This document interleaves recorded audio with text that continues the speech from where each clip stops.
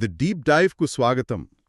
ఈరోజు మనం మాట్లాడుకోబోయే అంశం చాలామందికి తెలిసినట్టే ఉంటుంది, కానీ లోతుగా చూస్తే అస్సలు తెలియనిది.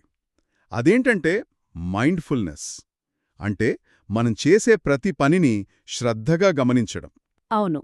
మరి మైండ్ఫుల్నెస్ మన అహంకారాన్ని, అంటే మన ఈగోని ఎలా ప్రభావితం చేస్తుంది? ఉమ్, మన దగ్గరున్న ఈ ఆధారం ప్రకారం ఇది కేవలం మనస్సును ప్రశాంతంగా ఉంచే టెక్నిక్ మాత్రమే కాదట. అస్సలు కాదు. మన లోపల ఉండే ఆ నేను, నాది అనే గట్టి భావనను మెల్లగా కరిగించే ఒక శక్తివంతమైన సాధనమంటున్నారు. ఇందులో నన్ను బాగా ఆకట్టుకున్న విషయమేంటంటే, మనలోని కోపం, అసూయ, దురాశ లాంటివి అవి కేవలం మన చెడ్డ అలవాట్లు కాదట. కావు. అవే మన అహంకారానికి రోజూ మనం పోసే పెట్రోల్ లాంటివి. ఆశ్చర్యంగా ఉంది గదా? నిజమే. సరే, దీన్ని కొంచెం విడమర్చి చూద్దాం. ఈ మొత్తం ప్రక్రియ మన రోజువారీ జీవితంలో అసలు ఎలా పనిచేస్తుందో లోతుగా పరిశీలిద్దాం. అవును. ఇక్కడ అద్భుతమైన కోణమేమిటంటే, ఈ ఆధారం అహంకారాన్ని మనలో పుట్టుకతో వచ్చిన ఒక వస్తువుగా చూడదు. ఓ, అంటే అదొక వస్తువు కాదా? కాదు. దాన్ని ఒక నిరంతర ప్రక్రియగా, ఒక వ్యాయామంలా చూపిస్తుంది. వ్యాయామమా? ఉదాహరణకు, మనం రోజూ జిమ్కి వెళ్లి కండలు పెంచినట్టు మనసులో కొన్ని పనులు చేస్తూ ఈ అహంకారం అనే ఒక గోడను రోజూ నిర్మించుకుంటూ ఉంటామట. హ్మ్, ఈరోజు మనం ఆ గోడ ఏంటి, దానికి మనం ఏ ఇటుకలు వాడుతున్నాం, ఆ వ్యాయామం ఏంటి అనే విషయాలు మాట్లాడుకుందాం.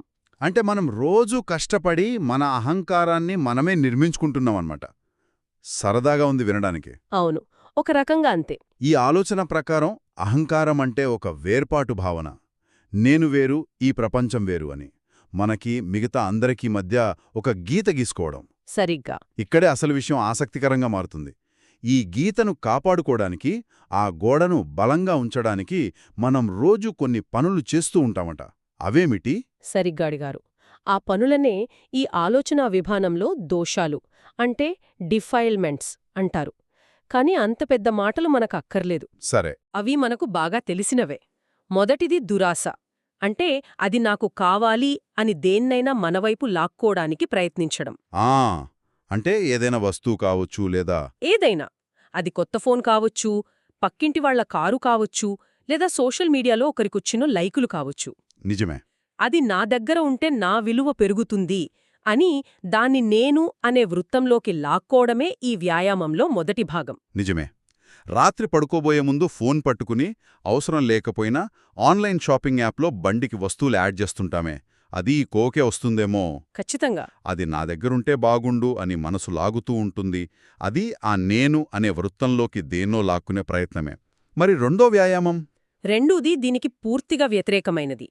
ద్వేషం లేదా విరక్తి. అంటే అది నాకు వద్దు అని దేన్నైనా దూరంగా నెట్టడానికి ప్రయత్నించడం. ఈ ద్వేషమనే మాట వినడానికి చాలా పెద్దదిగా అనిపించొచ్చు, కాని ట్రాఫిక్లో మనల్ని ఎవరైనా కట్ చేస్తే వాళ్ల మీద మనసులో తిట్టుకుంటామే. అది ఈ కోవకు వస్తుందా? వస్తుంది. ఆఫీస్లో మనల్ని ఎవరైనా విమర్శిస్తే వాళ్లని చూడగానే చిరాకు పడతామే, అది ఇదే. అంతే కదా. ఆ వ్యక్తి నా ప్రపంచంలో ఉండకూడదు అని అతన్ని మన మానసిక ప్రపంచం నుండి బయటకు గెంటేస్తున్నాం. అంటే మనం దురాశకు లోనైన ప్రతిసారీ, చిరాకుపడిన ప్రతిసారీ మనం ఆ నేను, ఇతరులు అనే గోడకు మరో ఇటుక పేర్చుతున్నట్లేనా? అవును. ప్రతిసారీ ఇది నేను, అది నేను కాదు అని గట్టిగా గీత గీస్తున్నట్లేనా? ఖచ్చితంగా. ఇక్కడ ఆసక్తికరమైన విషయం ఏమిటంటే, ఈ లాగడం, నెట్టడం అనే రెండు పనులు చెయ్యాలంటే నేను అనే ఒక కేంద్రముండాలి కదా. అవును, ఉండాలి. ఒక సరిహద్దు ఉంటేనే దానికి లోపలికి లాక్కోగలం, బయటకు నెట్టగలం. ఈ పన్నులు చేసిన ప్రతిసారీ ఆ సరిహద్దు, ఆ గోడ మరింత బలంగా మారుతుంది. అదొక చక్రం లాంటిది. అంతే. గోడ ఉంది కాబట్టి లాగడం, నెట్టడం జరుగుతుంది. ఆ పనులు చెయ్యడం వల్ల గోడ ఇంకా దృఢంగా తయారవుతుంది. ఒక నిమిషం, ఇక్కడ నాకు సందేహం. అడగండి. అహంకారం లేకపోతే మనకొక గుర్తింపు, డ్రైవ్ ఎలా వస్తాయి? జీవితంలో ఏదైనా సాధించాలనే పట్టుదల కూడా అహంకారం నుండే వస్తుంది కదా. ఈ ఆధారం దీన్ని ఎలా వివరిస్తోంది? అహంకారాన్ని పూర్తిగా కరిగించేస్తే మనం ఏ పని చేయకుండా సోమరిగా మారిపోతామా? ఇది చాలా ముఖ్యమైన ప్రశ్న. చాలామందికి వచ్చే సందేహం ఇదే. అవును. ఇక్కడ మనం ఆరోగ్యకరమైన ఆత్మవిశ్వాసానికి పెళ్ళుసైన అహంకారానికి మధ్య తేడాని గుర్తించాలి. సరే. ఆత్మవిశ్వాసం అంటే నేను ఈ పని చెయ్యగలను అనే నమ్మకం. అహంకారం అంటే ఈ పని నేను మాత్రమే చేయగలను, ఇది చేస్తేనే నా విలువ అనే భావన. ఓహో, చాలా తేడా ఉంది. ఉంది. ఒకటి స్వేచ్ఛనిస్తే రెండోది బంధిస్తుంది. ఈ ఆధారం చెప్పేది ఆత్మవిశ్వాసాన్ని వదులుకోమని కాదు, కాదు, నిరంతరం మనల్ని మనం ఇతరులతో పోల్చుకుంటూ కాపాడుకోవడానికి ప్రయత్నించే ఆ పెళుసైన గోడను పడగొట్టమని. అర్థమైంది. అంటే అహంకారాన్ని శత్రువులా చూసి దానితో యుద్ధం చేయాల్సిన అవసరం లేదా? లేదు. దానికి పెట్రోల్ పోసే ఆ లాగడం, నెట్టడం అనే వ్యాయామాలను అర్థం చేసుకుని వాటిని ఆపితే చాలు. కాని అది ఎలా సాధ్యం? ఆ ఇక్కడే ధ్యానం యొక్క పాత్ర వస్తుందనుకుంటా. ఈ భాగంలో ఒక అద్భుతమైన ఉదాహరణ ఉంది. వేడి పొయ్యి రూపకం. నాకు గుర్తుంది, చిన్నప్పుడు మా అమ్మమ్మగారింట్లో కట్టెల పొయ్యి దగ్గరికి వెళ్తే అటు వెళ్లకు, కాల్తుంది అని అరుస్తూ ఉండేవాళ్లు. అయినా వినకుండా ఓసారి సరదాగా వేలు పెట్టాను. సెకనులో 1000వ వంతులో చెయ్యి వెనక్కొచ్చేసింది. అంతే. నేను ఓ ఇది కాల్తోంది, నా చెయ్యి తీయాలి అని ఆలోచించే లోపే జరిగిపోయింది. ఇక్కడ చెప్పే ఆధ్యాత్మిక ప్రతిచర్య కూడా అలాంటిలేనా? ఎంత చక్కగా చెప్పారు. ఖచ్చితంగా అలాంటిదే. ఆధారం చెబుతున్నది కూడా అదే. నిజంగానా? అవును. ధ్యానం మనకు ఒక ఆధ్యాత్మిక ప్రతిచర్యను సృష్టిస్తుంది. అది పదాలు లేనిది, ఆకస్మికమైనది, అత్యంత ప్రభావవంతమైనది. అంటే మనం దురాశ లేదా కోపం వంటి దోషాల వైపు వెళ్తున్నప్పుడు వాటివల్ల మనసులో కలిగే వేడిని లేదా బాధను మనం స్పష్టంగా తక్షణమే గ్రహించగలుగుతాం. అంటే నేను రేపటినుండి కోప్పడను అని గట్టిగా ప్రతిజ్ఞ చేయడం లాంటివి కాకుండా, కాదు. కోపం పుట్టిన క్షణంలోనే అది మనస్సును ఎలా కాల్చేస్తుందో ప్రత్యక్షంగా అనుభవించడమంటారా? దీన్ని మనం విస్తృత చిత్రంతో కలిపి చూస్తే ఖచ్చితంగా అదే.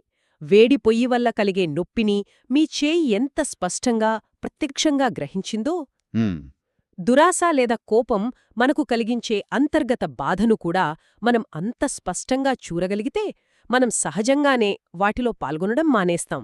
నిజమే. ఎవరూ కావాలని తమను తాము గాయపరచుకోరు గదా. చేసుకోరు. కాని మనం ఈ దోషాల వల్ల కలిగే సూక్ష్మమైన బాధను, ఆ వేడిని గుర్తించలేకపోతున్నాం. ఆ స్పష్టతనివ్వడమే ధ్యానం చేసే పని. కానీ మన అలవాట్లు చాలా బలంగా ఉంటాయి గదా. సంవత్సరాల తరబడి నిర్మించుకున్న ఈ గోడలు, ఈ వ్యాయామాలు అంత సులభంగా పోతాయా? మంచి సందేహం. కేవలం ఆ వేడిని చూడగానే మనసు వెనక్కి తగ్గుతుందా? ఇది వినడానికి చాలా సింపుల్గా అనిపిస్తోంది. ఇది ఒక్కరోజులో జరిగే మాయ కాదు. అందుకే ఇక్కడ అభ్యాసం అనేది చాలా ముఖ్యం. ప్రాక్టీస్. మీరు మొదటిసారి పొయ్యిని తాకినప్పుడు మీ నాడీ వ్యవస్థ ఒక పాఠం నేర్చుకుంది. అవును. అందుకే మళ్ళీ మళ్ళీ మీరు పొయ్యి దగ్గరికి వెళ్ళినా మీ చెయ్యి ఆటోమేటిక్గా దూరంగా ఉంటుంది. అవును. అలాగే ధ్యానాన్ని అభ్యాసం చేస్తున్న కొద్దీ మనసు కూడా ఈ మానసిక వేడిని గుర్తించడంలో నిపుణత సాధిస్తుంది. అంటే అది కూడా ఒక స్కిల్ లాంటిదా? అంతే. మొదట్లో కోపం వచ్చిన 10 నిమిషాల తర్వాత అయ్యో అనవసరంగా కోప్పడ్డాను, మనసంతా చిరాగ్గా ఉంది అనిపిస్తుంది. అవును, అందరికీ అనుభవమే. అదే అభ్యాసం కొనసాగితే కోపం మొదలైన క్షణంలోనే దానివల్ల కలిగే అసౌకర్యం, ఆ వేడి మనకు తెలిసిపోతుంది. అప్పుడు మనసు వద్దు, ఈ దారిలో వెళ్తే కాల్తుంది అని సహజంగానే వెనక్కి తగ్గుతుంది. ఆలోచన కంటే వేగంగా. ఆలోచన కంటే వేగంగా పనిచేసే ప్రతిచర్యగా మారుతుంది. అద్భుతం. అంటే ధ్యానం ఒక భూతద్దంలా పనిచేసి మన చర్యలు వెనుకున్న అసలు పరిణామాలను, ఆ మానసిక వేడిని స్పష్టంగా చూపిస్తుంది. ఒకసారి ఆ వేడిని అనుభూతి చెందాక మనసు సహజంగానే దాని నుండి వెనక్కి తగ్గుతుంది. ఇది బలవంతంగా చేసే పని కాదు, తెలివితో చేసే పని. కరెక్ట్. సరే, ఈ వేడి పొయ్య ఆలోచన చాలా ఆసక్తికరంగా ఉంది. మనం నిజంగా ఈ అలవాటును పెంపొందించుకుంటే, అంటే మనలోని దురాశను, కోపాన్ని స్పష్టంగా చూడటం ప్రారంభిస్తే మన జీవితంలో నిజంగా ఏం మారుతుంది? చాలా మారుతుంది. రోజు మన ప్రవర్తనలో ఏమైనా తేడా కనిపిస్తుందా? ఖచ్చితంగా కనిపిస్తుంది. ఆ అహంకార గోడలు నెమ్మదిగా కూలిపోవడం మొదలయ్యాక వ్యక్తిత్వంలో కొన్ని స్పష్టమైన మార్పులొస్తాయి. అవేంటి? మొదటిది, నిరంతరం ఏదో కావాలనే ఆరాటం తగ్గుతుంది. క్రేవింగ్ డిమినిషెస్. ఎందుకని? ఎందుకంటే ఆ ఆరాటం వెనుక ఉన్న అసంతృప్తి అనే వేడి మనకు స్పష్టంగా కనిపిస్తుంది. ఆ ఫోన్ కొంటే వచ్చే ఆనందం కంటే దాన్ని కొనాలనే కోరిక పుట్టించే అశాంతి ఎక్కువనర్థమవుతుంది. రెండవది రక్షణాత్మక వైఖరి, డిఫెన్సివ్నెస్. దీని గురించి చెప్పండి. ఆ అంటే ఆఫీస్ మీటింగ్లో ఎవరైనా మన ఐడియాను విమర్శిస్తే వెంటనే నాకేం తక్కువ తెలుసని నీ ఉద్దేశం అని మనసులో ఆత్మరక్షణలోకి వెళ్ళిపోతామే, ఆ అవసరం తగ్గుతుందన్నమాట. అవును, ఇది చాలా ముఖ్యమైన మార్పు. ఎందుకంటే ఆ రక్షణాత్మక వైఖరి పెలుస్సైన అహంకారానికి చిహ్నం. హ్మ్. నేను అనే భావనను, ఆ గోడను కాపాడుకోవడానికి నిరంతరం పోరాడాల్సి వస్తుంది. ఎవరైనా ఆ గోడమీద చిన్న రాయి వేసినా మనం తట్టుకోలేం. నిజమే. కానీ ఆ గోడ పల్చబడినప్పుడు ఆ విమర్శ మీ ఐడియా మీద కానీ మీ వ్యక్తిత్వం మీద దాడిగా అనిపించదు. ఓకే, ఇది ఇంకో కోణం అని స్వీకరించగలుగుతారు. అప్పుడు అనవసరమైన సంఘర్షణ, ఒత్తిడి తగ్గిపోతాయి. దీనికి కొనసాగింపుగా మూడో మార్పు వస్తుందంటున్నారు. దృఢత్వం తగ్గి వ్యక్తి మరింత సరళంగా మారతాడు. More flexible. అంటే నేను చెప్పిందే కరెక్ట్, నా పద్ధతే సరైనది అనే మొండి వైఖరి నుండి బయటపడతారన్నమాట. కాని ఇది బలహీనపడటం కాదు గదా. అస్సలు కాదు. అంటే మన అభిప్రాయాలను వదిలేసి అందరూ చెప్పినట్లు నడుచుకోవడమని కాదు గదా. కాదు. నిజానికి ఇది బలహీనపడటం కాదు, నీటిలా ప్రవహించడం లాంటిది. నీటిలాగా. గట్టిగా పెళుసుగా ఉండే రాయిని సులభంగా పగలగొట్టచ్చు. కాని నీరు ఎలాంటి ఆకారాన్నైనా తీసుకుంటుంది, దేనితోనూ సంఘర్షణ పడదు. కాని దానికి కొండల్ను కూడా కరిగించే శక్తి ఉంటుంది. వావ్. అలాగే పెళుసైన అహంకారాన్ని కాపాడుకోవాల్సిన అవసరం లేనప్పుడు వాస్తవికతను ఉన్నది ఉన్నట్లుగా స్వీకరించగలుగుతారు, పరిస్థితులకు అనుగుణంగా మారగలుగుతారు. ఇది మానసిక పరిపక్వతకు, నిజమైన బలానికి నిదర్శనం. నేను అనే జైలు నుండి బయటపడటం లాంటిది. అంతే. చివరగా ఈ ఆధారం ఒక అందమైన ముగింపిస్తుంది. ఆ నేను, ఇతరులు అనే అడ్డుగోడ పరుచబడినప్పుడు లేదా కరిగిపోయినప్పుడు మైత్రిని, లవింగ్ కైండ్నెస్ని పంచుకోవటం అనేది ఒక పనిలా కాకుండా ఒక సహజమైన ప్రక్రియగా మారుతుంది. ఇది నాకు చాలా నచ్చింది. అవును, అది చాలా సహజమైన పరిణామం. గోడ ఉన్నప్పుడు ప్రేమను, కరుణను ఆ గోడమీదుగా అవతలికి పంపించాలి. అది ఒక ప్రయత్నం. అవును, ఒక పనిలా చేయాలి. రోజూ నేను అందర్నీ ప్రేమించాలి అని మనకు మనం చెప్పుకోవాలి. కాని గూడే లేనప్పుడు, వేర్పాటు భావనే లేనప్పుడు కరుణా, మైత్రి అనేవి నది ప్రవహించినంత సహజంగా ఉంటాయి. ఎందుకని? ఎందుకంటే అప్పుడు ఇతరుల ఆనందం వేరు, నా ఆనందం వేరు అనే భావన ఉండదు. ఇతరుల బాధను చూసినప్పుడు అది మనలో కూడా ఒక స్పందన కలిగిస్తుంది. ఇది ఒక లోతైన అనుసంధాన స్థితి.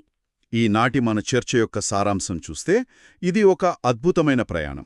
మనం అహంకారాన్ని ఒక శత్రువుగా కాకుండా మనం రోజూ చేసే ఒక వ్యాయామంగా అర్థం చేసుకోవడంతో మొదలుపెట్టాం. అవును.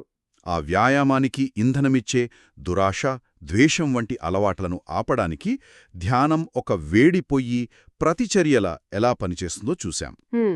చివరకు ఈ ప్రక్రియ ఫలితంగా మన వ్యక్తిత్వంలో మొండితనం నుండి సరళత్వం వైపు, వేర్పాటు నుండి అందరితో కలిసిపోయే అనుసంధానం వైపు వచ్చే అద్భుతమైన మార్పులను గమనించాం. చాలా చక్కగా చెప్పారు. ఈ ఆధారం యొక్క ముఖ్య సందేశం, ధ్యానం మనకు స్పష్టతనిస్తుంది. ఆ స్పష్టత మనకు స్వేచ్ఛనిస్తుంది. మనల్ని మనం బలవంతంగా మార్చుకోవడం కాదు, లోతైన అవగాహనతో వచ్చే సహజమైన పరివర్తన. ఈ మార్గం మన రోజువారీ ఒత్తిడిని తగ్గించడం దగ్గర మొదలై ప్రపంచంతో ఒక లోతైన అనుబంధాన్ని అనుభవించే ఉన్నతమైన స్థితి వైపు నడిపిస్తుంది. ఈ చర్చ ఒక ముఖ్యమైన ప్రశ్నను లేవనెత్తుతుంది. ఆధారం ఈ ప్రతిచర్యను నిర్మించడం గురించి మాట్లాడుతుంది కదా. మాట్లాడుతుంది. దీనిపై శ్రోతలు ఆలోచించవచ్చు. మనందరికీ ఏదో ఒక చిన్న ఇబ్బంది పెట్టే అలవాటు ఉంటుంది. అది అనవసరంగా ఫోన్ చూడటం కావచ్చు, చిన్న విషయాలకి చిరాకు పడటం కావచ్చు, లేదా ఏదైనా అతిగా తినడం కావచ్చు. అవును. ఆ అలవాటు వెనుక ఉన్న వేడిని లేదా అంతర్గత బాధను స్పష్టంగా చూడటానికి ఈ ధ్యాన ప్రతిచర్యను అభ్యాసం చేయడం ఎలా ప్రారంభించవచ్చు.